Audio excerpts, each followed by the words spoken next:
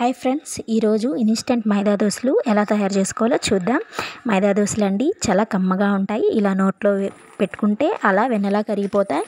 ఇంకా process start చేద్దాం.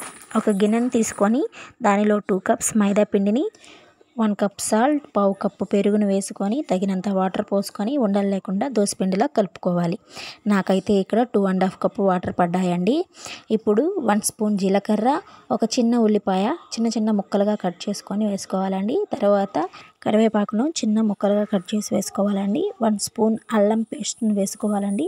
నా దగ్గర క్యారెట్ లేదు, అందుకే వేయలేదు. మీ దగ్గర క్యారెట్ ఉంటే క్యారెట్ వేసుకొని దోసపిండిలా బాగా కలుపుకోండి.